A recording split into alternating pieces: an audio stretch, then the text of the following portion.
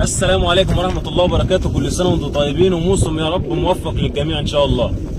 النهاردة بنختلف تماما. النهاردة اول محطة في المحطات الطويل، بسم الله ما شاء الله، محطة سوهاج تحت رعاية وزارة الشباب والرياضة، تحت مظلة الاتحاد المصري لسباق الحمام الزاجل، جمعية ابطال الفيوم لسباق الحمام الزاجل. اول محطة في محطات الطويل عندنا جمعية، قلت لكم الجمعية عندنا غير أول جمعية في محافظة الفيوم، الوحيدة، الجمعية الوحيدة تحت مظلة الاتحاد المصري لسباق الحمام الزاجل. لما جيت قلت لكم عندنا الفيوم خطر، عندنا جمعية أبطال الفيوم لسباق الحمام الزاجل تحت رعاية البطل عميد الهواية بالفيوم البطل محمد رصة.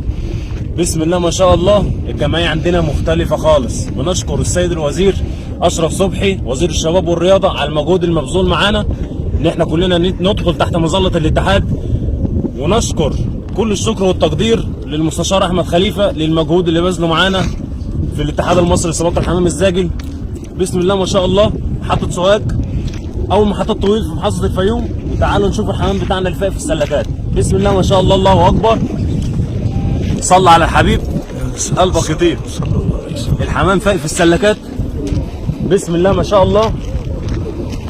اخويا رز دخل في الكاميرا، والحمام معانا بسم الله ما شاء الله. الحمام فايق في السلكات، قرص الشمس، الجو ما شاء الله جميل، حاجه بسم الله ما شاء الله. لما جيت قلت لكم زمان، او لما جيت قلت لكم في اول المحطات نحن نختلف عن الاخرون خالص، لما جيت قلت لكم الجمعيه عندنا خطر، كانت هي فعلا خطر. وخلي بالك على راي اخويا تيتو باجر، تشكر ما نحرمش. استنونا في فيديو الانطلاق، عندنا الجمعيه خطر. السلام عليكم.